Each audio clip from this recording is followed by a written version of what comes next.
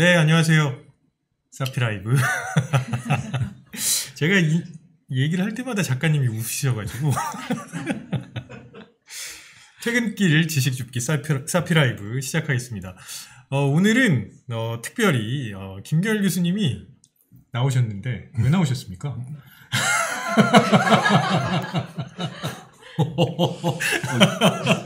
우리 뭐 정치 시사 이런 채널이에요? 왜 그러세요? 진짜? 네. 아니 김결 교수님이 굉장히 재밌고 사실은 되게 의미 있는 책을 이제 곧 내신다고 해서 저희가 특별히 모셨는데 제가 한번 농담으로 말씀을 드렸습니다. 왜 나왔냐 진짜. 어떻게 오셨습니까도 아니고 왜 나왔냐 진짜. 사피엔스 스튜디오의 아버지한테 그러니까 전례를 범했습니다. 언제는 뭐 싸보지라고 얘기하시더니 저 지금 느낌이 왜 우리 집에 남의 사람이 와가지고 지금 터줏대감 노릇하고 있지 막 이런 느낌 있죠. 네. 우리 집 안방에 왜 그 옆집 아저씨 와 있는 것 같은 느낌. 일단 지금 이런 느낌이라고요. 죄송합니다. 이게 얼마간 자리를 비웠더니 이런 식으로 또, 참 쉽지 않다. 자, 그래서 벌써 이제 사피라이브 3번째 방문해 주셨는데, 라이브 어떠신지? 아니, 그 얘기 말씀드렸잖아요. 왜 내 집에 남이 들어와 있느냐? 왜 내 집에 남이 들어와 있느냐? 이런 식으로, 마치 왜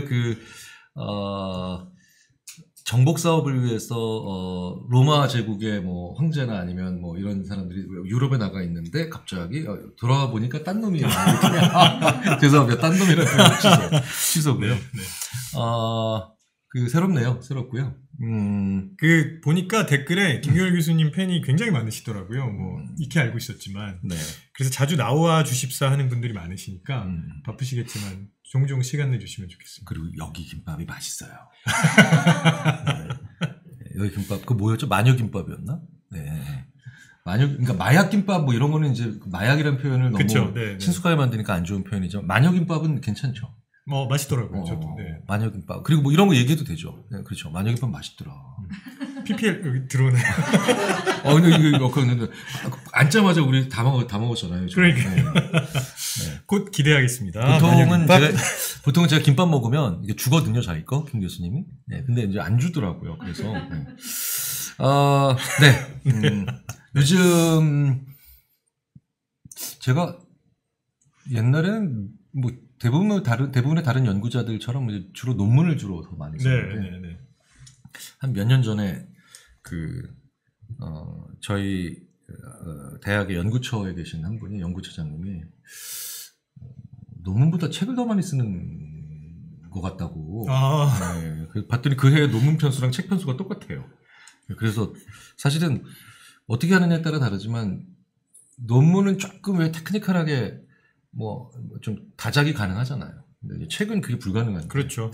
그 얘기를 해드렸더니 네가 논문을 거의 안 써서 그런 거구나. 아니 너무 많이 쓰는데. 근데 사실 연구자들이 책을 쓰는 게 쉽지 않거든요. 그러니까 책이 더 어렵다라기보다는 책 쓰는데 익숙하지가 않죠. 그렇죠. 익숙하지 않은 작업을 또 꽤 오랜 시간 동안 해야 되니까. 근데 어떻게 이렇게 많이 하셨습니까? 그래서 예전에 이어령 박사님 살아계실 때 옛날에 한번 사석에서 그런 얘기를 하신 적이 있어요.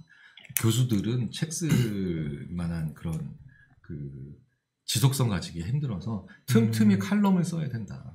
그래야 책이 모아진다. 근데 진짜 딱 맞더라고요. 그렇게 되더라고요. 근데 물론 김정은 박사님처럼 진짜로 작정하고 앉아서 정말 작정이라는 게 좀 표현이 좀 그런가? 근데 진짜로 몰입해서 책을 진짜 작가처럼 쫙 써내려 가시는 분도 계신데 얼마 전에도 그런 책이 하나 나와서 굉장히 흥미롭게 읽었는데 사실 그러기 쉽지 않죠. 책 쓰는 거 저도 조금 해봤는데 되게 어려운. 그래서 틈틈이 쌓아놓는 수밖에 없어요. 그리고 나중에 묶어내는 수밖에 없죠. 명심하겠습니다. 그래서 칼럼을 많이 쓰는데 왜 일주일에 한 번씩 칼럼을 제가 신문사 그렇죠. 지금 11년째 일주일에 한 번씩 칼럼을 쓰는데 CEO 심리학. 한 번은 신문사에 계신 분들도 저한테 진짜 독하다고 도대체 작가를 몇 명 고용했길래 10년도 넘게 그렇게 매주 칼럼을 쓰느냐고. 그래, 그런 얘기들 하는데, 근데 그런 게 쌓이니까 책이 나오더라고요. 근데, 진짜로, 왜, 원고라는 게 한 줄도 안 써질 때가 있잖아요. 그렇죠. 한 줄도 안 써질 때가 있죠. 되게 재밌는 건, 저는 일요일 날 저녁에 밥 먹고, 가족이랑 수다 떨고 난 다음에는 원고가 딱 써져요. 아, 그래요? 그러니까 그게 왜 로버트 치알디니가 옛날에 그랬잖아. 이게, 인지심리학자들도 그런 얘기 많이 하잖아요. 이게 특정한 장소에서 잘 되는 특정한 일들이 있죠. 네, 그렇죠. 예, 예. 저 같은 경우에는 집에서는 논문은 한 줄도 못 쓰겠더라고요. 진짜로 거의 안 써져요. 그건 연구실에 가 있어요. 그런데 칼럼은 연구실에서 진짜 안 써져요. 네. 근데 진짜 그건 집에서 써야 돼요. 네. 그런데 왜 논문도 있고, 칼럼도 있는데, 그거보다는 조금 덜 그냥 하고 싶은 얘기대로 쓰는 에세이 같은 훨씬 더 그런 담백한 글 있죠. 그거는 연구실에서는 아예 안 되고요. 집에서도 거의 안 돼요. 그러니까 하고 싶은 대로, 마음 가는 대로, 양쪽이 다 하고 싶은 대로 하면 안 되는 데잖아. 그래서 이거는 약간 제3의 장소, 그러니까 뭐 예를 들어서 여행 가서, 혹은 뭐 어디 출장 가서, 그래서 이 총장님과 부인님 두 분 다 나를 안 지켜보는데 이런 데서는 에세이를 막 쓸 수가 있게 되더라고요. 그런 공간을 찾기가 참 쉽지 않으실 텐데. 그러니까 이제 뭐 이제 지방에 뭐 어떤 세미나 가거나 아니면 출장 갔을 때는 이제 왜 그 숙소에서 혼자 있잖아요. 그렇죠. 그때는 신기하게도 막 내가 이런 창의적인 글을 쓸 수 있단 말이야. 막. 네네.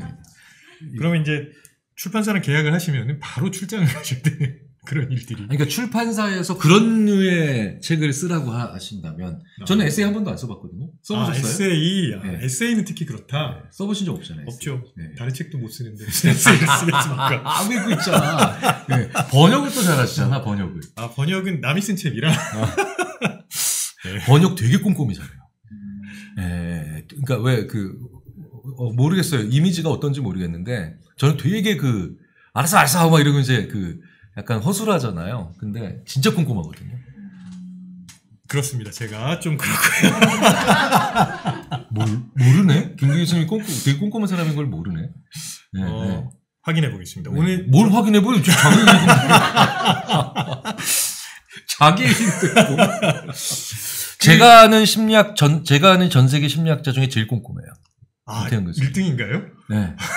성격이 파탄이라는 얘기가처럼 들릴 수도 있는데, 더 꼼꼼한 분들이 계시겠죠. 근데 제가 아는 제 주위에 있는 심리학자 중에 제일 꼼꼼하시고, 이은영 교수가 의외로 허당이지. 네. 안 꼼꼼해. 이은영 교수님 이 방송 보시지 말기 바랍니다. 이은영 교수님은 꼼꼼하다기보다는 약간 기발하지. 그렇죠. 기발한 데가 있지. 재기발랄. 진짜로 왜 어떻게 여기서 이런 특이한 생각을 했을까? 그렇죠. 어떻게 여기서 이렇게 기발한, 어떻게 여기서 변태적인, 어떻게 여기서 이렇게 창조적인, 어쨌든 특이해요. 네. 책을 그런데 이번에는 안 해본 스타일의 책을 한번. 그러니까요. 안 그래도 제가 여쭤보려고 그랬는데 지금까지 뭐 책을 굉장히 많이 쓰셨는데 이번 책은 좀 특별해 보여서 좀 설명을 해주셨으면 좋겠습니다. 예전에 제가 공부를 좀 하는 법에 대한 책을 약간 만화 스타일의 책으로 한번 해보자라고 해서 의기투합해서 그런 책이 나온 건 있어요. 네. 그런데 이제 그건 공부를 하는 법에 대한 책.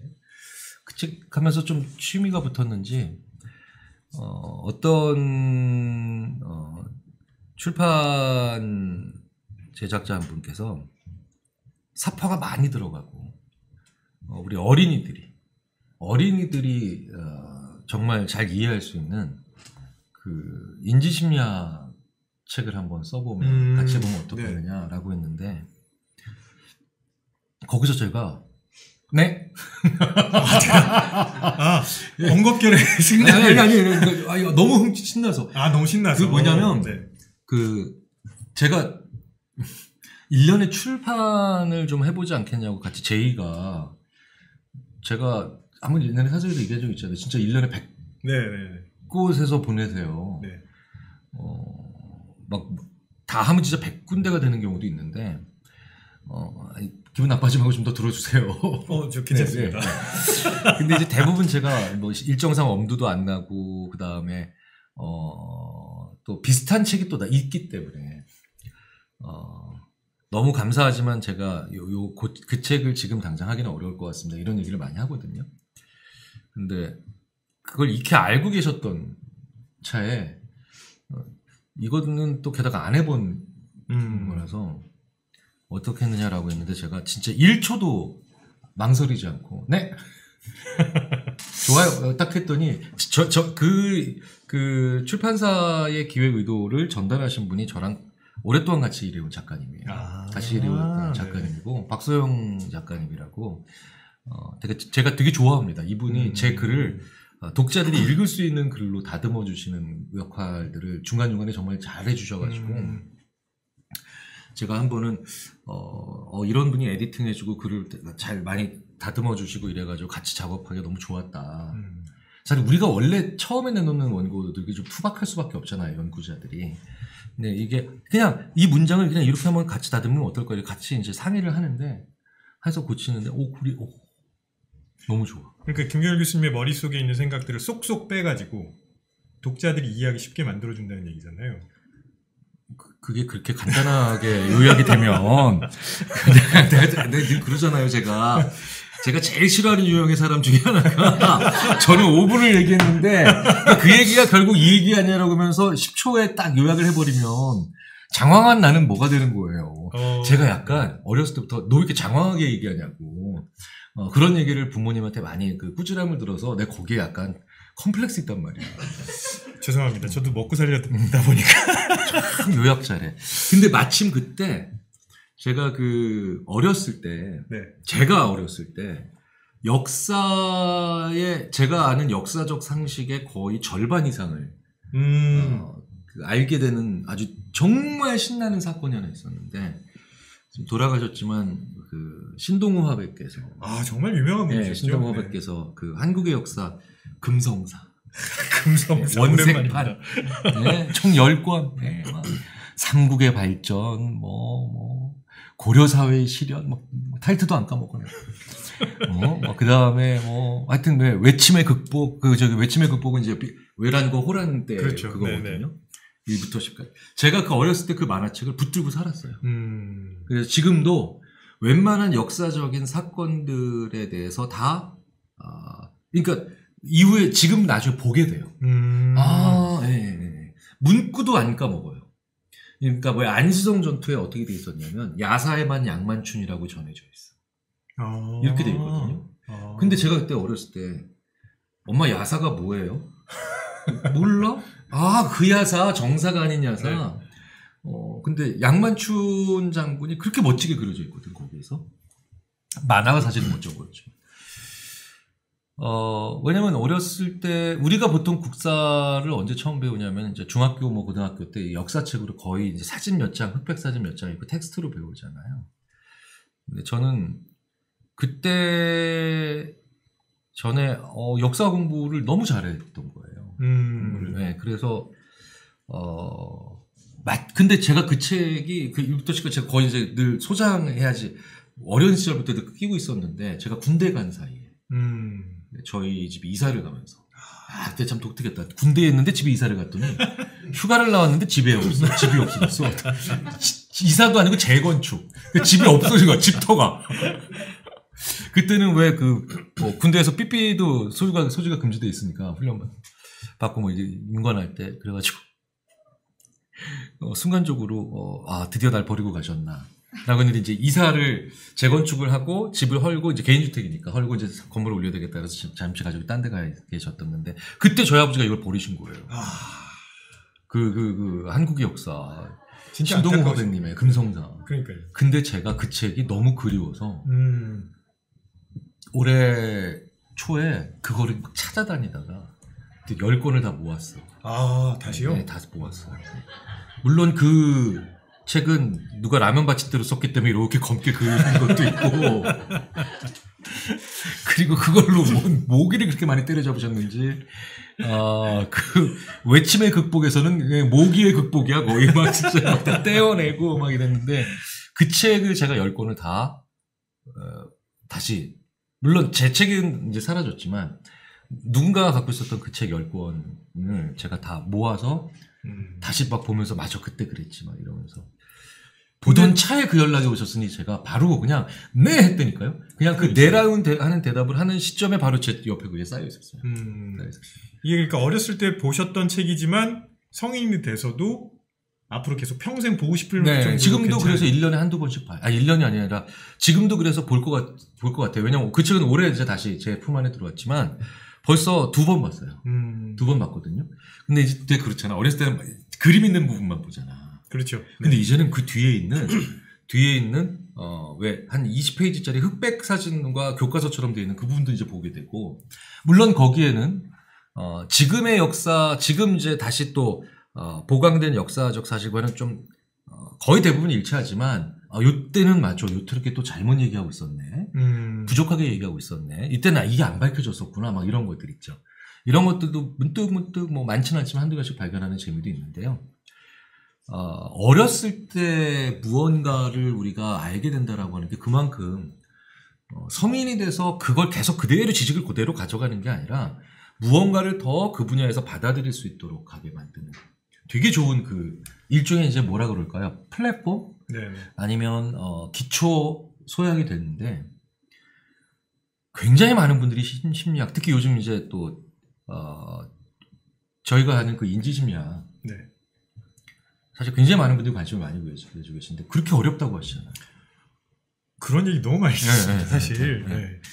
그래서 진짜 지금 말씀하신 것처럼 인지심리학에 대해서 관심은 많은데 성인들도 이게 무슨 말인지 잘 모르겠다고 하시는 분들이 꽤 있거든요. 근데 그걸 이제 아이들이 이해하기 쉽게 풀어서 책을 만들었다는 것 자체가 굉장히 의미 있는 작업이라고 생각하고, 좀 전에 말씀하셨던 그 신동무 화백의 한국사. 또 요약을 하시네. 또 요약.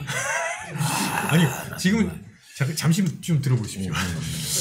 조금 전에 말씀드렸던 신동무 화백의 한국의 역사처럼 이번에 나오는 책도 지금 읽는 아이들이 나중에 다시 찾아보고 성인이 돼서도 그 다음에 평생 함께 가지고 갈 만한 그런 책을 만드셨다는 거죠. 그렇죠. 그러면서 이제 그 이후에 또 훨씬 더 딱딱할 수밖에 없지만 훨씬 더 전문적인 인지심리학 책들을 보게 만들겠죠. 그 책이. 그래서 제가 역사를 전공하는 분들이랑 친하고 역사물을 좋아하게 된 이유가 어렸을 때 경험했기 때문에. 다 이해 못해도. 그래서 왜 심리학이 성인들이 많이 관심 있는데도 우리 어렸을 때 심리학을 안 배워봤잖아요. 초등학교 때 우리 심리학 안 배우잖아요. 심리학이라는 단어도 몰랐습니다. 네. 근데 요즘은 중고등학교에서 특히 고등학교에서 그렇죠. 심리학 과목을 들을 수 있거든요. 그것만 해도 훨씬 달라지죠. 맞아요. 그래서 가끔씩 고등학교에서 연락이 옵니다. 좀 설명해달라고. 그러니까. 네. 그런데 그렇게 되는 이유가 어떤 특정한 한 학문에서 세상에 드리는 지식을 어렸을 때 좀 일찍 접해보게 만들 수 있는 좀 친절하고 그리고 좀 더 쉽게 다가갈 수 있는 그런 형태의 그리고 그런 어조의 내용들이 좀 필요하잖아요. 그런데 전집 만들면 안 사실 것 같아서 제가 딱 생각이 나서 전집으로 기억, 추론, 판단, 의사결정 이렇게 10권, 10권으로 하자라고 제가 오히려 그렇게 말씀드렸대요. 출판사에서 그러지 마시라고. 왜 그러시냐고. 일단 하나를 먼저 해보자. 그렇죠. 그러니까 쭉 해서 전 시리즈 중에 하나에 해당하는 총괄서를 하나 먼저 같이 해보면 어떻겠느냐라고 해서 제가 얼마나 웃겼는 줄 아세요? 그림도 제가 그리면 안 될까요? 라고 했다가 출판사에서 화를 내시더라고요. 왜 그러시냐고. 당연히 저는 농담이었고요. 그런데 어떻게 나올지가 너무 궁금한 거예요. 어떻게 하는 거예요. 근데 이거는 혼자서 할 수 있는 작업은 아니고, 그렇죠? 그래서 이런 형태는 마치 이제 제가 쓴 거는 대본이었다면 이건 완전 영화 같은 것이, 왜냐하면 일단은 그 다양한 사파들을 그려내셔야 될 분이 있고 그분이 또 이 내용을 같이 이해해 주셔야 되니까. 그렇죠. 이해를 못하면 그림이 제대로 나오기 어렵거든요. 그러면 저랑 또 이렇게 둘이서 만들 수 있잖아요. 이렇게 하면 잘 안 돼요. 왜냐하면 중간에 또 이거를 매개해 주는 사람들도 필요해요. 왜 우리가 이런 거 있죠. 경영자와 엔지니어 사이에 매개가 잘 안 되니까 아예 생기는 학문이 있지. 산업공학과. 그렇죠. 그렇죠. 또 인지심리학자가 또 그런 역할들도 많이 하는데, 근데 이번엔 정작 오히려 제가 엔지니어니까 경영자, 독자 사이를 매개줄 그런 분들이 또 의기투합을 해주셔서 그 작업이 참 재밌었고, 그 작업으로 이제 나오는 게 책이 하나 더 있어서 올해 제 책이 몇 권이 나왔는데, 그러니까 성인들께서 읽으시는 책 말고 이렇게 어린이들을 위해서 나오는 책도 있어서 제가 맨날 보면서 재밌어하고 있거든요. 뒤에서 대학교 다니는 이제 첫째 딸 시원이가 아빠는 자기 나오는 걸 저렇게 좋아하면서 볼까? 막. 아니에요. 저 TV나 아니면 유튜브에 이제 우리 사피엔스 스튜디오에서 나오는 거 잘 못 봐요. 저도 민망해서. 자꾸 또 그렇게 쳐다봐요. 진짜. 네네. 네. 잘 못 보십니다. 네. 근데 내가 요새 뭐 잘못한 거 있어요? 아닙니다. 네, 그런 거 없죠. 네. 이제 아까 말씀하셨던 것처럼 인지심리학에 대해서 성인들이 관심을 많이 가지면서 동시에 그 성인들이 본인들의 자녀도 이런 걸 좀 접했으면 좋겠다는 생각을 가지고 있잖아요. 근데 이제 아이들의 입장에서는 인지심리학이 뭐야? 라고 할 수 있거든요. 그래서 이제 실제로 이 책을 접하게 될 아이들한테 왜 인지심리학에 대해서 알아야 되느냐. 사실 역사책은 역사에 대해서 왜 알아야 되는지 굳이 설명해 줄 필요 없는데. 왜 알아야 되는데? 죽어봐라. 갑자기 말이 막히네요. 네. 저희가 시험 보니까? 교육을 위해서? 공직사회에 진출하기 위해서? 네. 국사가 필수 과목입니다. 그래서 꼭 역사를 공부해야 되는. 왜 그거 있잖아요. 네. 유학 시절에 제일 힘들었던 것 중에 하나가, 특히 근데 미국 유학은 그나마 좀 나아. 왠지 아세요? 미국 유학은 우리가 워낙에 미국 역사에 대해서 잘 알아서 약간 이게 기분이 약간 묘할 때도 있었어요. 예전에 한번 전 대학원 미국에서 유학 시절에 갑자기 미국 역대 대통령 이름 아는 거 다 쓰게 했는데 제가 1등 했다니까. 미국 애들이 제치고. 미국 학생들이, 잠깐만, 태프트, 트루먼이 뭐야? 트루먼 쇼는 아는데, 진짜로 왜 그 한국 사람들이 미국 역사에 대해서 굉장히 많이 알죠. 많이 알죠. 근데 유럽에 유학 갔다 온 사람들은, 이런 얘기 많이 하시는 분 많아요. 유럽에 TV를 보니 재미가 없다고. 코미디 프로그램 봐도 재미없는 거는 그나마 그 나라 유머 코드를 모르니까 그러다 치는데, 역사물을 보는데 모르니까. 모르죠. 네. 그러니까 그 나라의 이런 농담도 우리 하잖아요. 아무리 알아야 뭐도 해먹는다라는 표현할 때, 팔만대장경도 모르면 빨래판이다 이런 얘기 하잖아요. 그런 농담 안 했어요? 팔만대장경 빨래판에. 그러니까 이제 팔만대장경도 모르면 빨래판처럼 사용한다. 그렇죠. 무지가 이만큼 안 좋다. 그렇죠. 나 잠깐만. 아이씨, 진짜. 이런 얘기 안 했어요? 첨성대에서 머리 받고 이런 얘기. 아무도 안 했나? 잠깐만. 어쨌든, 그 나라의 역사적 사실을 알아야 기본적으로 생활이 되죠. 맞아요. 생활이 되죠. 네. 그래서 역사를 배우는 게 중요하잖아요. 네. 많은 것들이 역사적 사실에 기초해서 또 지금의 언어가 결정되고 있고, 심지어 사소한 농담도 역사적 사실에 빗댄 게 많으니까. 그런데 그걸 모르니까 유럽에서 그 유학했던 많은 사람들이 그걸 처음에 알아가는 과정이 너무 힘들었다고. 근데 왜 그러냐면 그게 자연스럽게 들어온 게 아니라 이젠 마치 자격증 시험 공부하듯이 배워야 되니까. 그렇죠. 고등학교 때 세계사 정말 어려웠어요. 네. 그런데 인지심리학이 우리가 생각이 어떻게 작동하는 거잖아요. 네. 인지심리학 책은 난 이렇게 무슨 얘기인지 모른다라고 하면 제가 이렇게 바꿔서 생각, 사용, 설명서 이렇게 그냥 드려요. 근데 우리가 맨날 생각해야 되잖아요. 그렇죠. 근데 사용 설명서 읽어본 적 없잖아요. 없습니다. 네, 하다못해 웬만한 스마트폰이나 디지털 카메라 DSLR을 하나 사도 그래도 설명서를 읽어보는데. 생각에 대한 설명서는 없죠. 네. 그러니까 있는데 안 읽은 거지. 맞아요. 있는데 안 읽은 거지. 근데 왜냐면 매뉴얼인데 매뉴얼이 재미가 없거든. 근데 그 매뉴얼을 애들은 얼마나 재미없겠어요. 애한테 만약에 매뉴얼 읽어봐. 아이가 하겠어요, 그거를? 미치는 거죠. 그거를 애가 앉아서 읽고 있는 것도 좀 이상한데요? 근데 되게 재밌는 건 매뉴얼을 잘 만드는 회사 중에 그래서 디바이스를 잘 만드는 회사도 있지만 매뉴얼 잘 만드는 회사들은 그래서 매뉴얼을 약간 재밌는 사파를 많이 넣고 심지어 막 만화책처럼 만들고 이렇게 되면 되게 재밌는 게 뭐냐면요. 그 디바이스를 잘 쓰죠. 그리고 그 디바이스에 숨겨진 기능들도 다 이런 기능이 있었구나 하고 알게 되죠. 네.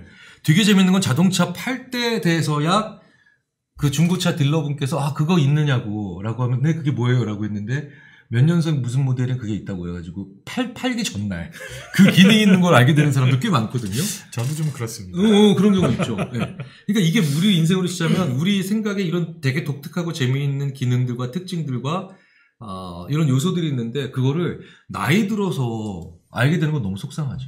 그렇죠. 그거를 어렸을 때부터 알면 그렇죠. 진짜 잘 사용하면서 커갈 수 있거든요. 네, 뭐 예를 들자면 왜 음악 들으면서 공부하면 공부가 잘 안 되는데 오히려 잘 된다고 착각하는 걸까? 뭐 이런 거 있잖아요. 그러니까 좋은 습관을 만들 수가 있다고요. 좋은 습관을. 그리고 나쁜 습관은 최소한 나쁘다는 건 알고 있는 거지. 그러니까 뭐가 문제인지는 알 수 있고 그 다음에 내가 생활에서 왜 우리가 너무나 많은 경우 이렇잖아요. 나는 안 돼. 네. 이번 생은 폭망이야. 그렇죠? 이런 얘기들을 하는 이유 중에 하나가 내가 왜 안 되는지를 모르고 있고. 그렇죠. 네. 뭐가 문제인지를 모르고 있으니까 그런 거죠. 근데 그게 다 생각의 문제잖아요. 생각의 문제가 있으니까 행동이 제대로 안 나오고 행동이 제대로 안 나오니까 결과가 안 나오는 거고. 물론 그 모든 것들에 대한 이유도 알지 못한 채 결국 우리는 그래서 운이 나빴어. 나는 불운한 인간이야. 이러고 끝날 때도 있죠. 근데 세상에 정말 운적인 요소, 확률적으로 이건 운으로밖에 설명 못할 수 있는 것들이 우리가 불운이라고 다 묶어서 부르는 것들의 상당 부분은 아니에요. 아니죠. 아니잖아요. 네. 그러니까 그런 것들을 알아가는데 재밌게. 네. 제가 마치 어렸을 때 신동우 화백께서 만들어주신 한국의 역사를 읽고 역사에 대해서 안 좋은 점이 하나 있긴 있다. 역사에 대해서 많이 알게 돼서. 그 설민석 선생님이랑 친해진 거야. 그 인간은 그냥 친해지는 바람에. 네. 어디 가서 둘이서 동갑이니까 맨날 또 사람들이 비교하고 그건 안 좋아. 네. 궁금하신 분들은 두 분의 사진을 함께 놓고 보시기 바랍니다. 설민석 선생님 참 안 늙어 진짜. 아니 강연 때 봐봐 보면 이래요. 강연 때 제가 설민석 선생님이랑 친구라고 그러면 동갑이라고 그러면 사람들이 와 막 이래. 반응 너무 마음에 안 들어요. 네. 그 반응이 궁금하신 분들은. 그래서 지금 이번에 나오는 책이 결국은 아이들을 위한 생각 사용 설명서. 그런데 그냥 단순히 그냥 정말 읽기 싫은 매뉴얼이 아니라 눈에 쏙쏙 들어가게 사파들도 많이 들어가 있고 정말 아이들이 쉽게 접할 수 있는 방식으로 중간에 에디터가 도와주시고 해서 아까 말씀하신 것처럼 아이들이 저도 뭐 같은 인지심리학자로서 이런 책을 아이들이 읽으면 저도 사실 애들이 어려가지고 어렸을 때부터 이런 책을 읽으면 내가 이럴 때 왜 이렇게 생각하는지를 한 번씩 다시 한번 떠올려 볼 수 있고 그러면 그 다음번에 그게 바탕이 돼서 이번엔 이렇게 해봤을 때 어떻게 되겠구나 이런 생각을 할 수 있잖아요. 그럼요. 아니 왜냐하면 생각해보세요. 인지심리학자 중에 자녀가 인지심리학 공부하는 가정이 누구 있어? 없잖아. 제가 한번 만들어 보도록 하겠습니다. 없어. 그러니까 아빠가 공부하는 책을 딱 봤더니 이건 사람의 공부가 아닌가 봐. 여기다 생각하는지 대를 이어 심리학하는 경우도 극히 드물어. 자녀가 의사인 경우 많고 법률가 자녀 중에 법률가가 많은데 심리학자는 왜 이렇게 없나 봤더니 딱 보고 이건 다시 하면 안 되겠구나 막 이런 생각. 인지심리학은 진짜 거의 못 봤어. 심리학 중에서도 다른 심리학 쪽에는 그나마 상담은 그래도 좀 상담하시고 뭐 이런 경우가 있잖아요. 근데 진짜 인지심리학은 없네요. 없죠. 근데 그게 바로 뭐냐? 아빠가 하는 학문, 엄마가 하는 학문에 우리 자녀들이 대학교를 졸업할 때까지도 엄두를 못 내는 그런 일들이 벌어져서 한국 인지심리학회, 인지 및 생물심리학회에서 나 이거 공로상 줘야 되는 거 아니야? 일단 제가 제 아이한테 민기하고 민기가 몇 살이죠? 지금 6살입니다. 6살이에요? 참 결혼 늦게 하시고 애기도 늦게 나셨어. 내일 모레 50인데 50인가? 자 그래서 그러면은 민기가 대학교 들어갈 때 환갑이 넘었네요. 그래서 지금부터 이제 다시 갑자기 말리기 시작했네요. 자 50입니다. 50. 네. 그래서 아이들한테 이렇게 꼭 추천해줄 만한 그런 많은 의미 있는 얘기들을 담고 있는 거라고 제가 알고 있는데 그래도 시간 관계상 모든 얘기를 여기서 다 할 수 없으니까 그래도 이런 얘기들은 일단 좀 꼭 추천하고 싶다. 이런 부분들이 있으실 것 같아요. 가장 역점을 둔 건 그거였어요. 그러니까 사실 그 인지심리학 얘기를 쭉 들어보면 우리 그 수많은 실험들 그리고 수많은 그런 상황적 변수들 이런 것들을 많이 이제 연구를 하잖아요. 인지심리학의 연구들은 얘가 얼마나 뭘 잘하나 못하느냐 이런 걸 보는 게 아니라 같은 사람인데도 걔가 이렇게 상황을 바꾸면 얼마나 잘하는가 그렇죠. 이걸 네. 보여주는 게 최고죠. 인지심리학 연구들을 그래서 조금 강의나 아니면 이렇게 공부를 하게 하면 꽤 많은 분들이 이렇게 얘기해요. 그러니까 오히려 대학생들은 시험 보고 다음에 학점 받아야 되니까 그 생각을 저도 뭐 학부 때 못했지만 인지심리학 강의를 이렇게 40대, 50대, 60대, 뭐 30대인 분들은 마찬가지고 또 이제 20대 청년분들도 마찬가지지만 어쨌든 이런 훨씬 더 대학 외의 공간에서 이렇게 좀 전달을 해드리잖아요. 그럼 그런 많은 실험 얘기들을 쭉 들으면 이렇게 얘기하시는 분이 계세요. 그러니까 창의적인 사람이 있는 게 아니네요. 그렇죠. 사람을 창의적으로 만드는 상황이 있는 거네요. 근데 여기서 사람을 나로 바꾸면 나를 창의적으로 만드는 상황과 요소가 있다라는 거, 그것이 무엇인지 발견해 나가는 게 우리 인생이다라는 거, 그거를 어린 시절부터 한번 생각하게 만들어줘. 진짜 중요하죠. 왜냐하면 많은 부모님들이 여전히 오해하고 계신 게 창의력은 타고난다 이렇게 오해하시는 분들 많거든요. 그러니까 그게 어떤 경우에는 그런 사람들을 보면서 나는 아니니까, 그러니까 타고난다라고 하면 마음이 좀 편해지는. 그렇죠. 네, 그럼 그냥 약간 그런 경우도 될 수 있고, 약간 어떨 때는 약간 냉소적인 것도 있는 거예요. 뭐냐면 창의적인 사람들을 이렇게 보면은 그런 사람들한테 뭘 배워야 되는가를 말씀을 드리면, 그냥 인물을 놓고 말씀을 드리면 밑에 꼭 이런 댓글이 걸리죠. 뭘 모르고 하는 소리라고. 그런 애들은 타고나는 거라고. 희망 고문하지 마요. 막 이런 얘기 많이 하거든요. 근데 생각해 보세요. 하다못해 동네에서 분식집을 하는 분들도 창의적인 분은 벌써 남다르고 색다른 방식으로 그 동네에 있는 다른 고객들한테 어필하시고, 또 문제가 생겼을 때 그거를 또 남들과 다른 시각으로 또 독특하게 해결해 나가시잖아요. 맞아요. 네. 그러니까 사실은 일상에서 소소하게 창의력을 발휘할 수 있는 건데. 그럼요. 그게 중요한. 노벨상 안 받을 거야 우리 애는. 뭐 혹은 나는 잠깐만 내가 왜 이게 왜 그런 줄 알아? 왜 우리나라는 창의력 얘기하면 노벨상으로 가는 줄 알아? 이게 우리나라 그러니까 구글에서 네. 이미지 검색을 하면 딱 저는 뭐 할 때 우리가 어떤 인식을 전반적으로 가지고 있나를 봤을 때 딱 그 키워드를 놓고 이미지 검색을 해요. 이미지 검색은 구글의 이미지 검색창은 그냥 결과물들은 그대로 사람들이 많이 히트하는 걸로 나오잖아요. 되게 재밌지? 그러니까 한국에서 천재 라고 치잖아요. 그러면 이미지 검색하면 딱 두 개 나와요. 애기랑 아인슈타인. 애기요? 아이의 모습. 아이. 네. 그러니까 이게 뭐냐면 아인슈타인 애기가 나온다는 얘기는 이제 주로 타고난다는 그렇죠. 걸 뜻하는 거죠. 그 다음에 아인슈타인이 나온다는 거는 그러니까 그런 건 노벨상 같은 그 어마어마한 업적을 가지고 만드는 것만 거기과 관련이 돼 있다고 생각하는 거예요. 한국 사람들 그래서 하여튼 아인슈타인 제일 많이 나오는, 우리나라 구글에서 우리말로 이미지 검색해서 보내면 거의 그렇게 나와요. 그러니까요. 그러니까 요즘은 아마도 아인슈타인일 거고, 제가 어렸을 때는 위인전에 에디슨이 최강자였거든요. 그래서 에디슨이 그 달걀 부화시키겠다고, 저는 저희 아이가 달걀 품고 있으면은 너 요즘 힘드냐 이런 거 같거든요. 근데 그걸 보면서 무슨 갑자기 얘가 야 떡잎부터 다르구나 이렇게 접근하는 건 사실 말도 안 되는 얘기인데, 모든 위인전기의 한국의 위인전기의 그 법칙이에요. 일단 애가 어려운 가정에서 태어나. 유형이 몇 가지가 있는데 버림받거나, 저 부모님이 일찍 돌아가셔. 그 다음에 두 번째로는 애가 그리고 이상한 행동을 해. 그렇죠. 그 이상한 행동을 꼭 해야 돼요. ADHD적 행동이나 아니면 뭐 다양한 증후군적 행동을 해. 그러니까 그럼 에디슨은 품었고 링컨은 기차칸에 불냈고 뭐 이런 거 있어. 네. 그 다음에 뭐 스티브 잡스는 어린 시절에 또 버림받고 다 이렇게 있어. 그 다음에 뭐 차고 안에 들어간다든가 뭔가 이상한 행동들을 해. 그 다음에 갑자기 비어 있고요. 거기는 대부분 그냥 우리가 이렇게 상상하게 만든 거야. 불굴의 투지와 그 다음에 끈기와 노력으로 네, 인내력. 네, 어느 날 갑자기 에디슨은 추궁기와 그 다음에 전구를 발명했고 그 다음에 링컨은 대통령이 됐으며 스티브 잡스는 애플을 만들어 맥킨토시를 들고 나오죠. 애플을 들고 나오죠.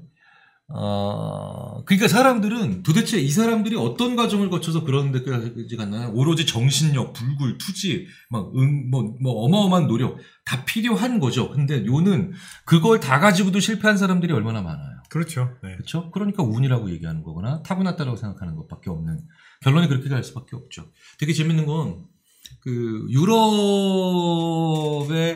제가 이제 코로나 때 다른 나라 심리학자들이랑 이제 웨비나 많이 하잖아요. 근데 네네. 이제 북유럽에 있는 나라에 있는 친구들한테 니네 말로 영어로는 지니어스겠지만 니네 나라 말로 천재라고 쳐보고 이미지 검색한 거 보여줘봐. 네, 그랬어요. 네. 물론 저는 당연히 애기랑 아웃시타임만 쭉 나왔죠. 네. 핀란드였나? 어디였더라? 전구가 그렇게 많이 나와. 전구. 근데 영어로 쳐도 전구가 꽤 나와요. 예전에 제가 아는 교수 한 사람이, 미국 교수 한 사람이, 그 사람이 독일 사람이었는데, 독일에서 잠시 미국에 와서 이제 가르치는데, 인지심리학 수업 시간에 학생들이 무슨 얘기를 하니까, 제 지도교수도 똑같이 그 얘기를 하더라고요. 그러니까, 지니어스 오브 투데이라고. 그 제가 저한테는 굉장히 신선한 충격이었어요. 굉장히 의미 있는 표현이네요. 네. 그러니까 you are genius가 아니라 얘가 그날 굉장히 신기한 아이디어를 하나 냈거든요. 근데 genius of today. 오늘의 천재. 사람한테 부여하는 게 genius가 천재가 아니라 그렇죠. 네. 아이디어에 부여해버린 거예요. 네. 그러려고 그렇게 자기가 얘기를 했다 그러더라고요. 근데 그러니까 그 아이디어가 그런데 맥락이 달라지면 genius가 아니죠. 그럼요. 네, 엉뚱한 대답이 될 수도 있고 바보 같은 대답이 될 수도 있겠죠. 그런 면에서 제가 그날 이후로 인지심리학을 이해하는 패러다임이 바뀐 거예요. 그러니까 하나가 더 추가됐다고 말씀드리는 게 더 좋겠죠. 타고나는 게 아니라 얼마든지 변할 수 있는 나를 창의적이고 혁신적으로 만드는 프레임이 사람마다 다른데 남의 프레임 안에 들어가 있었던 거야. 그러니까 남의 법칙 안에 들어가 있었던 거야. 이렇게 해서 늘 생각을 해야 된다는 거죠. 나는 언제, 그러니까 아까 제가 말씀드렸잖아요. 저는 칼럼은 죽어도 연구실에서 안 써진다니까. 그렇죠. 그 상황적인 변인을 사람들이 잘 이해 못한다기보다는 무시하는 경우가 많은 것 같아요. 그렇죠.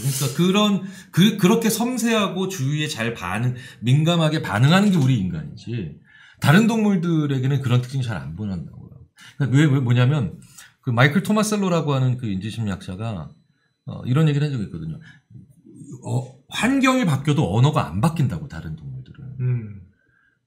그러니까 야생에 있었던 동물을 동물원에 잡아두면 동물원에 맞게 언어가 생산이 돼야 되는데, 생산이 안 되더라는 거예요. 기존 언어를 그대로 쓰려고 하더라는 거죠. 그러니까 애들이 굉장히 혼란스러워하죠. 근데 우리는 환경이 바뀌면 언어가 바뀌죠. 바뀌죠. 그게 생각이 바뀐다는 뜻이에요. 그렇죠. 생각이 바뀐다는 뜻이에요. 묘하게 자꾸 설득이 되네요.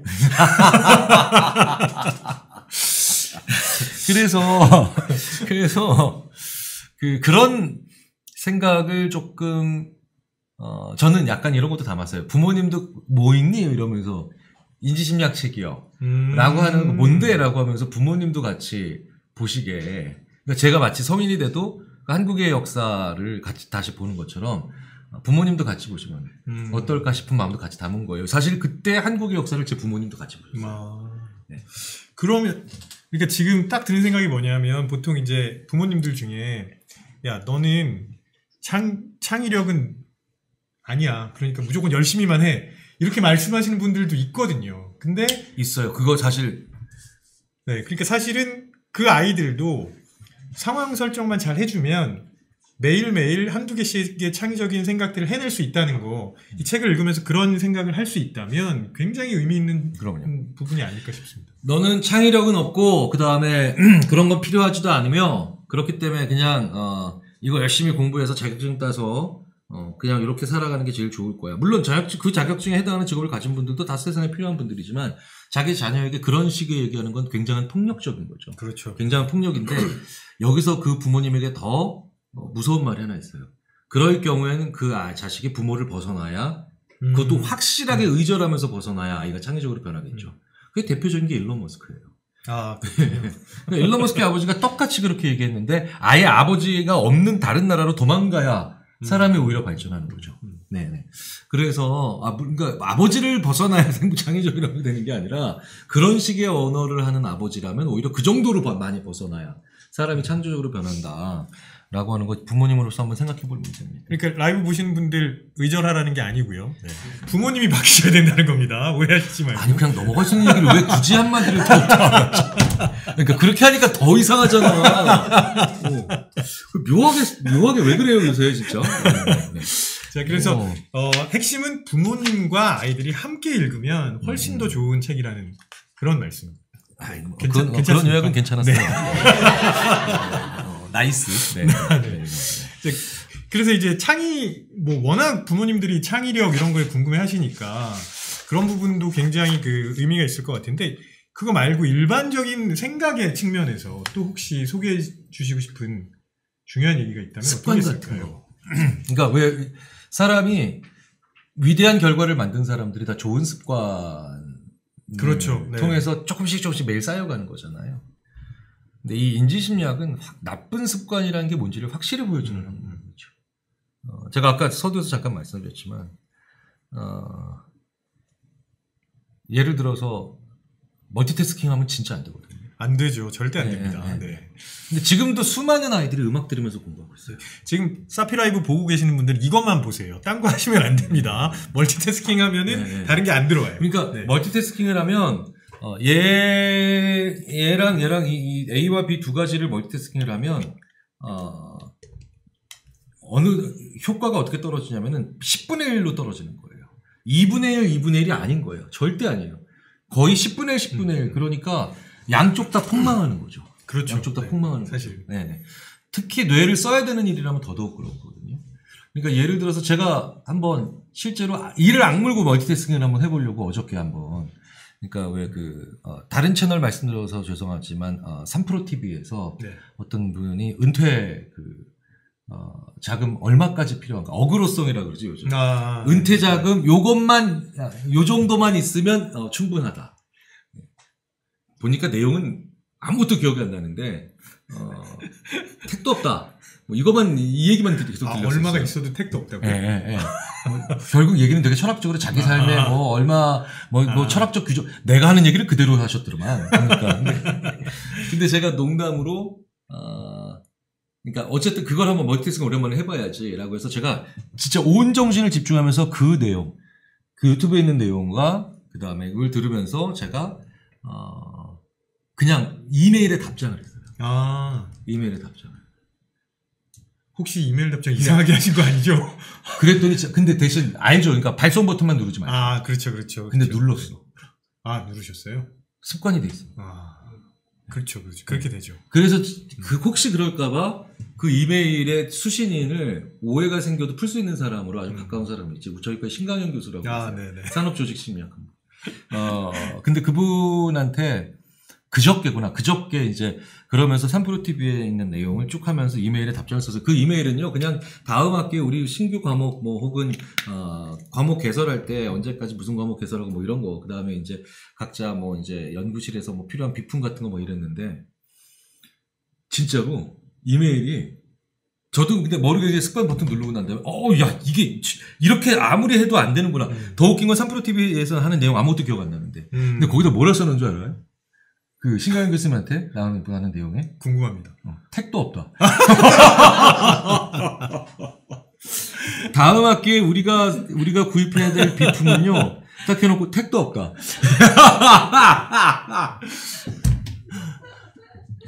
우리가 살면서 근데 이런 황당한 실수, 왜 인터넷에 나오는 그 황당한 실수들, 맞아요. 심지어 비극까지 정말 많은 일들이 다 멀티태스킹이죠. 그러니까 요즘은 보면 멀티태스킹의 안 좋은 점에 대해서 옛날보다는 좀 많이 알고 계시는 것 같아요. 예전에는 멀티태스킹을 잘하는 사람이 유능한 사람이라고 말씀하시는 분들도 TV에 가끔씩 나오기도 할 정도였는데. 그러니까 그게 멀티태스킹이 아니라 스위칭을 잘하는 거죠. 네, 그러니까. 이 일과 이 일과 일이 있는데 이렇게 집중 30분 하고 이렇게 집중 30분 하고 이렇게 집중 30분 하면 그거는 스위칭이지 멀티태스킹이 아니죠. 근데 이렇게 하는 건 멀티태스킹이죠. 그러니까요. 네, 심지어는 이러고 하면은 완전 멀티태스킹이지. 이 세 개를 놓고. 그러니까 그거는 멀티플레이어는 멀티태스킹을 통해서 절대로 만들어질 수가 없고 결과적으로 멀티를 할 수 있는 멀티플레이어는 짧은 스위칭을 신속하게 효율적으로 하는 사람이 할 수 있는 거죠. 그런 용어조차도 근데 우리는 구분이 안 될 정도로 그냥 멀티태스킹 그렇죠. 했는데 요는 그런 것들이 안 좋다라는 걸 확실히 어린애서부터 알고 있어야 돼요. 알고 있어야 돼요. 진짜. 그러면 어떤 일이 벌어지냐면 아이가 성장 과정에서 왜 이렇게 안 되지? 라고 했을 때 초기에 자기가 뭔가를 동시에 하고 있지 않나를 체크해 볼 수 있는 그런 게 생긴다고요. 그거 없이 그냥 10대, 20대, 30대를 전부 다 그 간단한 하나들 모른 채 나는 왜 이렇게 해도 안 되지라고 하는 그 무기력감이나 자괴감을 30년을 쌓아버리면 40살이 돼서 그 멀티태스킹 때문이었구나라는 걸 뒤늦게 알게 됐을 때 얼마나 속상하겠냐는 거예요. 그래서 굉장히 많은 분들이 뭐 이메일로든 아니면 뭐 댓글이든 이런 걸로 왜 이걸 학교에서 안 가르쳐 주고 왜 내가 심지어는 김 교수 당신보다도 더 많은 나이에 이걸 뒤늦게 깨달아, 물론 뒤늦은 건 아니죠. 지금 워낙 인생이 기니까. 하지만 너무 속상하다. 이런 것들이 되게 많죠. 이제 그런 것들을, 중요한 것들을 몇 개를 선별을 했어요. 네. 그러니까, 지금은 재미있게 그 이메일 말씀을 해주셨지만 사실 멀티태스킹 때문에 안전사고 이런 것도 엄청 많이 일어나고. 그럼요. 네. 진짜 왜 세상에 이런 일에 거의 한 20-30%가 그런 일들이에요. 진짜. 네. 그래서 그런 부분도 꼭 한번 보시고 진짜 내가 하고 있는 일을 어떻게 적용하면 좋을지 그렇게 생각해 보시는 것도 재밌을 것 같아요. 그 다음에 또 제가 여쭤보고 싶었던 게 뭐냐면 아무래도 이제 아이들이다 보니까 학업에 집중해야 되잖아요. 어떻게 하면 내가 집중력을 최대한 발휘할 수 있을까 이런 고민도 사실 되게 많이 할 거예요. 근데 아직까지 그걸 제대로 알려주는 인지심리학 책이 없었거든요. 그래서 그런 부분에 대해서도 또 말씀을 해주시면 좋겠는데. 그러니까 집중력을 가지고 뭘 한다. 라는 표현은 되게 많이 쓰죠. 엄청 많이 쓰죠. 네, 근데 어떻게 했더니 집중력을 가지게 되더라. 이런 표현을 거의 안 해요. 안 해요. 네. 뭐 옛날에는 뭐 MC 스퀘어라고 하는 뭐 이제 아주 특이한 희대. 근데 되게 재밌는 건 그걸 기록을 한번 해본다고 생각을 해보세요. 내가 이랬더니 요럴 때는 요렇고 요런 상황에 요런 일에 집중이 잘 되네. 사실 인지심리학자들은 그걸 실험을 한 거지만 수많은 그 철학자들이 예전에 자기만의 루틴이라든가 자기만의 어떤 습관과 법칙들이 있었죠. 근데 그 사람들은 끊임없이 자기에 대해서 기록했기 때문에 자기 자신에 대해서 아는 거예요. 제가 제일 그 사람들한테 인지심리학을 공부하는 이유에 대해서 얘기를 할 때 또 하나를 뭐를 얘기하냐면 세상에 제일 안타까운 분들 중에 하나가 내 법칙으로 안 살고 남의 법칙으로 나한테 사는 거. 네. 되게 재밌는 건 왜 지금 컴퓨터를 잘 쓰고 있어요. 쓰고 있는데 여기 이제 하드웨어 C 드라이브에 여러 가지 세팅돼 있죠. D 드라이브에 뭐 들어가 있고 이런 거. 근데 이 하드만 딱 띄워. 네. 하드디스크만 딱 떼어가지고 다른 컴퓨터 딱 켜봐.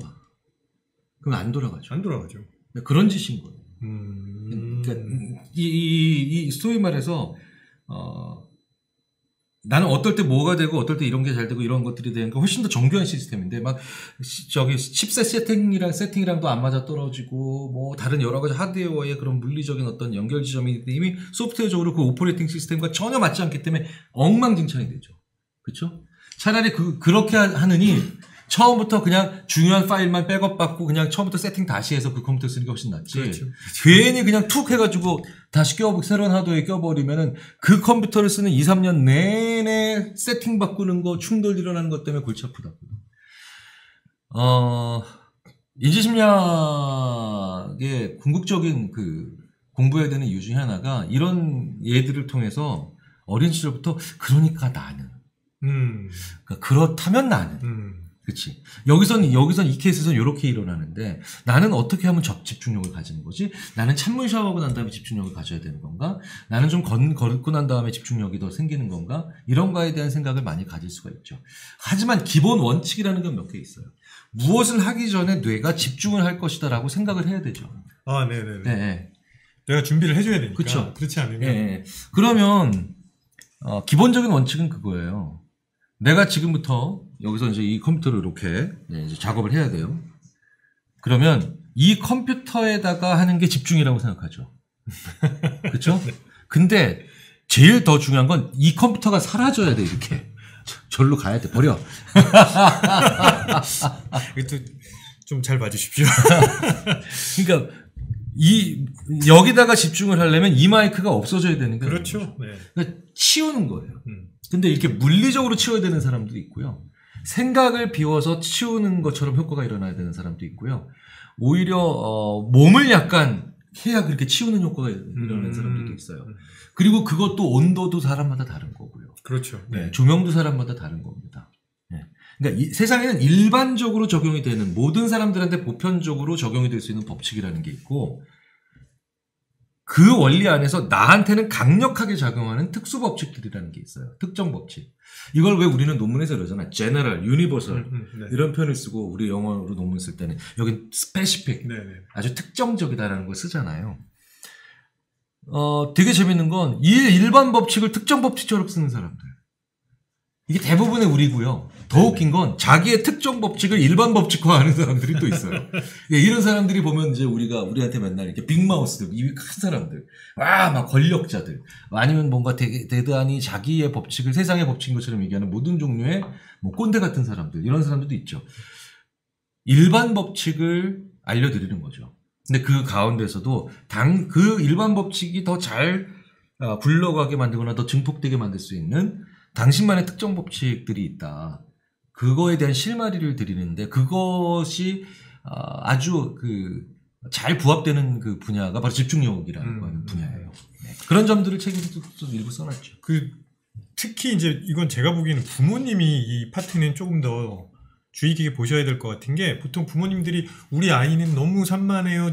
집중력이 떨어져 이렇게 말씀하실 때 보면 환경이 집중할 수 있는 환경이 아닌 상태에서 이렇게 되게 집에 손님이 많이 와 있는데 너 왜 공부 안 해? 이렇게 말씀하시면 안 되거든요. 그건 불가능한 일이에요. 그러면 애가 사람을 무시하라는 뜻이잖아요. 그러니까. 그래서 이렇게 일반적으로 필요한 법칙들이 무엇인지를 좀 찾아보시고 책을 통해서 확인해 보시고 그 다음에 아이들만이 나만이 가지고 있는 그런 것들도 찾게 해주시면 훨씬 더 좋지 않을까. 그러니까 중요한 건 아이가 나의 생각, 나의 행동에 대해서 아이가 자기에 대해서 궁금해져야 돼요. 맞아요. 네.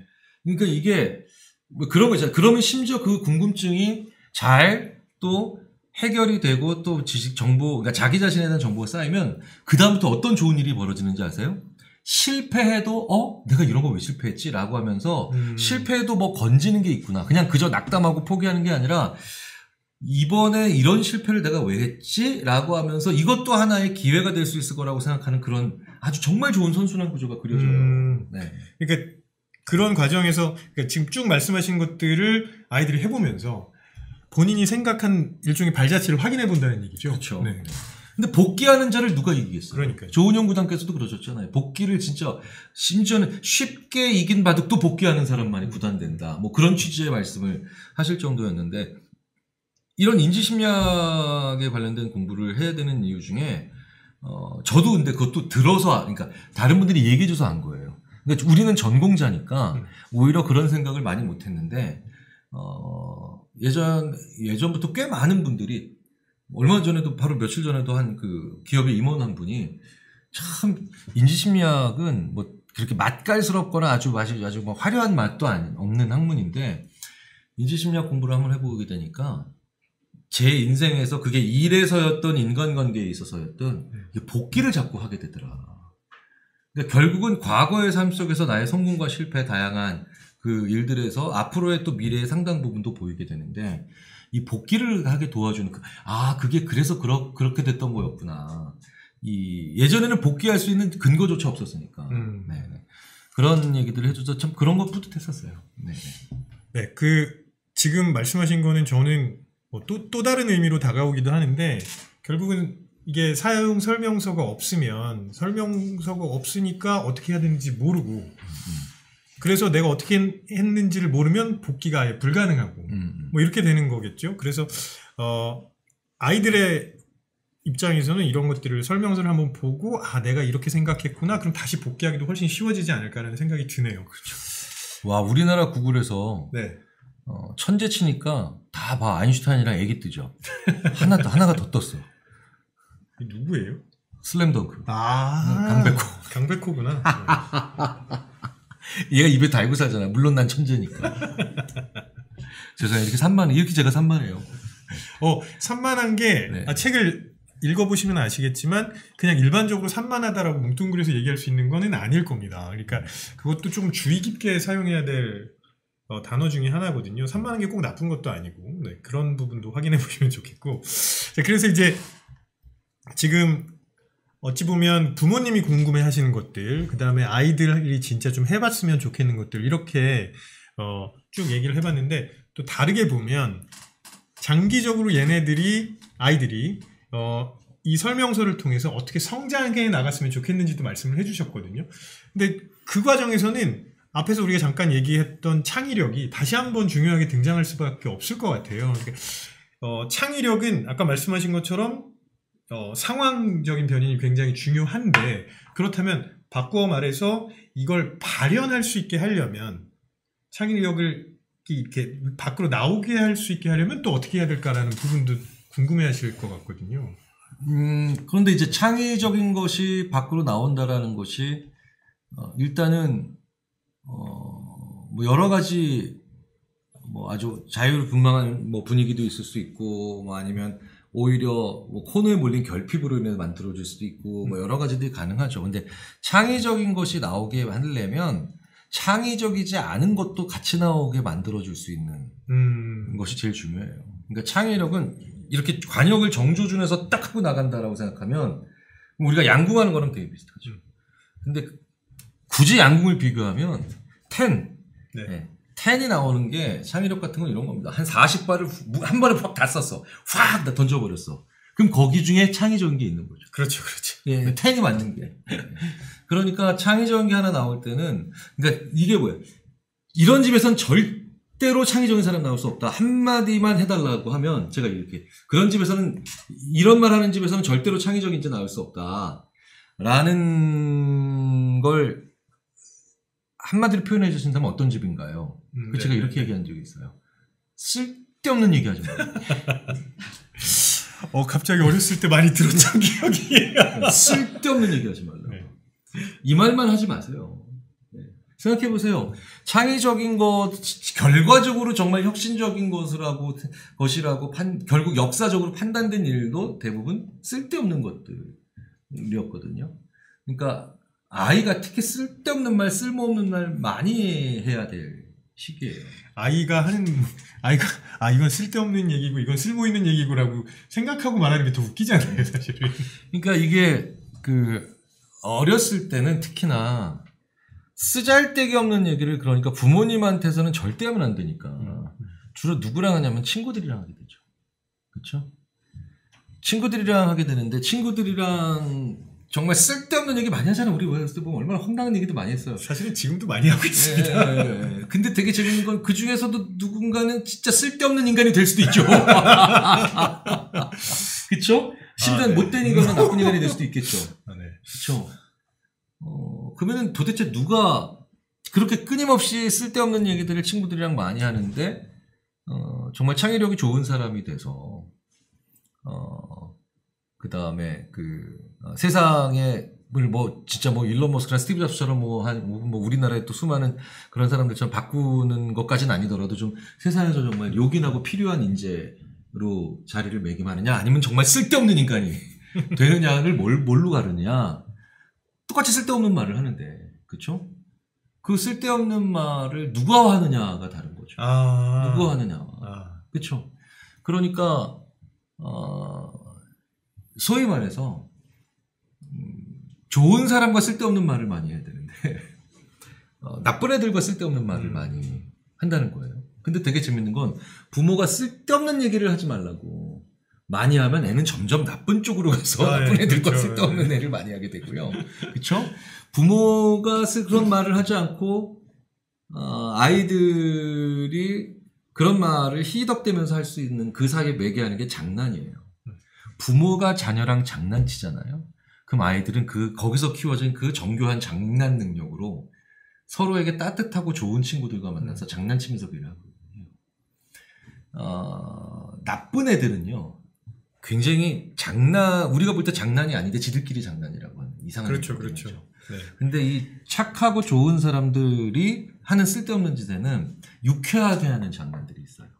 약간 과할 수는 있죠. 과할 수는 있지만, 그렇다고 남을 해치거나 아주 폭력적이거나 집요한 그런 아주 우리가 보면 나오는 아주 준범죄적인 그런 특징들이 안 나온다고요.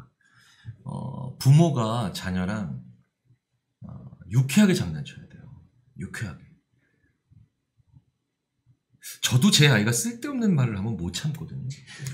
갑자기 표정이 좀 그랬습니다. 되게 걱정돼요. 얘가 나중에 커서 뭐가 될까. 하지만 그리고 아이도 부모에게 쓸데없는 말을 자꾸 한다라고 하는 건 그렇게 좋은 건 아니에요. 쓸모 있는 말을 해도 쓸데없는 말 하니까 문제인 거지.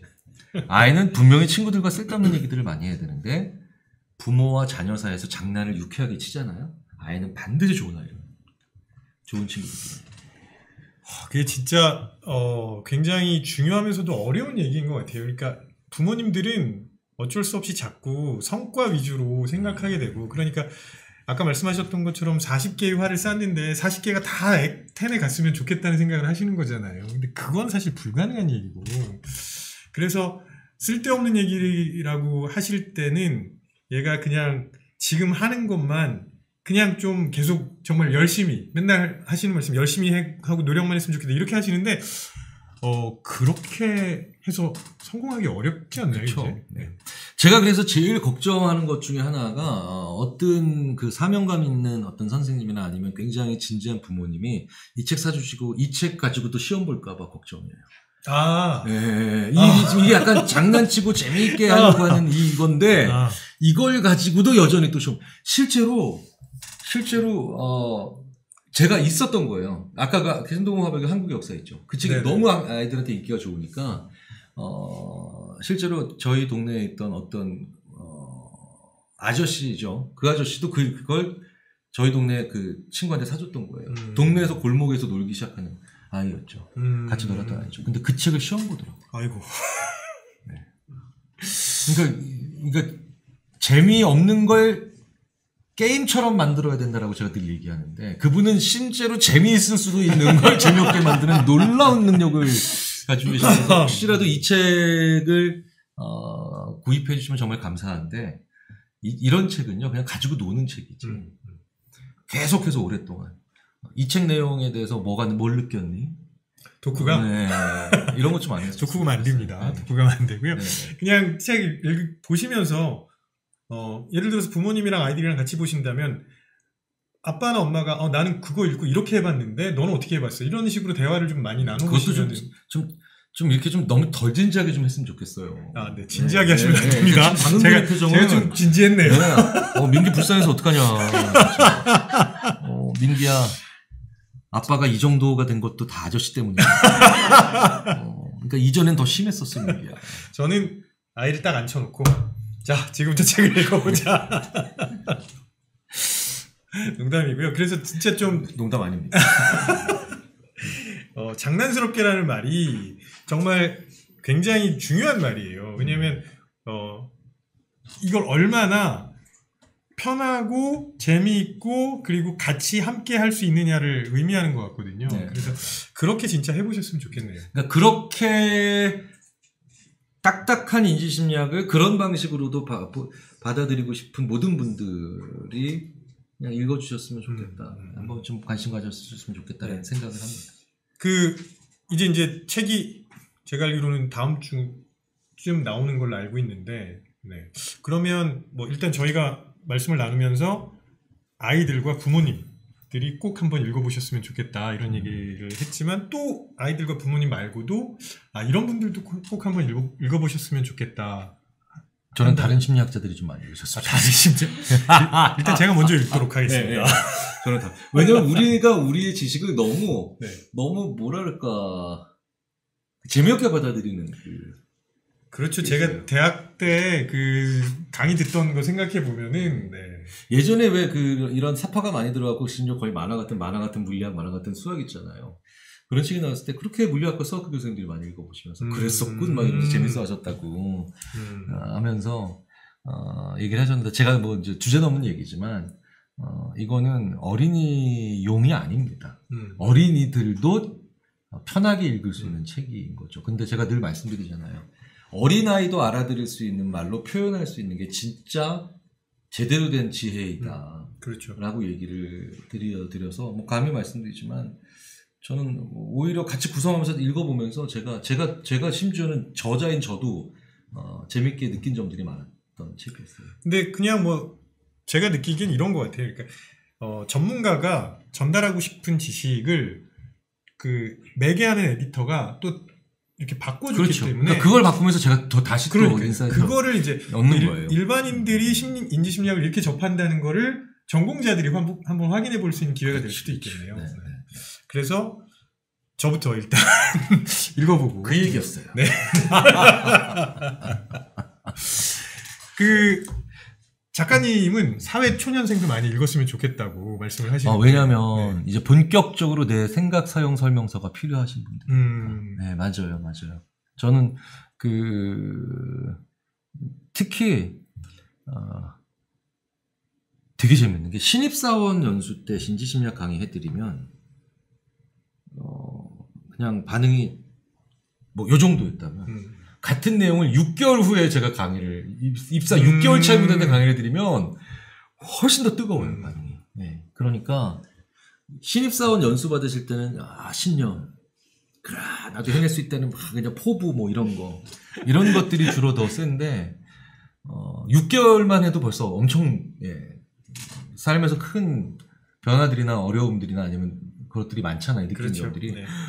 6개월 차, 1년 차 때 그래서 제가 요새 막 그럽니다. 신입사원 연수보다 1년 지나고 난 추수교육이라고 보통 많이 하시는데 뭐 리턴 프로그램 뭐 이런 거 많이 하시는데 물론 신입사원분들한테 드리는 강의도 따로 있어요. 근데 그건 약간 인지심리학보다는 조금 더 사회심리학적인 그런 얘기들을 많이 들어요. 물론 인지심리학과 사회심리학이 거의 이제 경계가 없어졌다고 봐도 무방하지만 근데 이제 본격 인지심리학 얘기 있죠. 이 얘기는 6개월 차, 1년 차인 분들이 들으시면은 정말 많이 느끼신다고 그러더라고요. 그러니까요. 진짜 의지로 그 불굴의 신념과 의지로 할 수 있는 거는 사실 많지 않거든요. 근데 그게 결과라는 걸 알아야 돼. 우리는 결과라는 거. 그게 원동력이 아니라니까. 그러니까요. 네네. 그래서 특히 진짜 말씀하신 것처럼 신입사원들 막 사회생활을 시작하는 분들은 뭐 생각사용 설명서라는 측면에서도 의미가 있겠지만 이 사회적인 관계를 어떻게 맺어가야 되는지에 대한 고민을 되게 많이 하실 텐데 아마 이 책에 있는 내용들을 통해서 뭔가 가져가실 수 있는 게 많지 않을까 싶습니다. 그래서 그런 분들도 한번 꼭 읽으면서 장난스럽게 읽으셔야 됩니다. 딱 앉아서 진지하게 시작 이러시면 안 되고요. 네, 오늘 이제 김경현 교수님 모시고 그 얘기를 장난스럽게 하니까 기분이 좀 나쁘네요. 네. 서필라이브에서 오늘 김경현 교수님 모시고 이제 새롭게 출간될 책에 대해서 이야기를 나눠봤는데 사실은 책에 있는 내용이지만 우리한테 직접적으로 다가올 수 있는 내용이라서 소개를 해드리고 싶었습니다. 그래서 오늘 많은 좋은 말씀을 해주셨는데 마무리 멘트 한번 해주시죠. 뭘 또 해요? 진짜 다 할 말 다 했어요.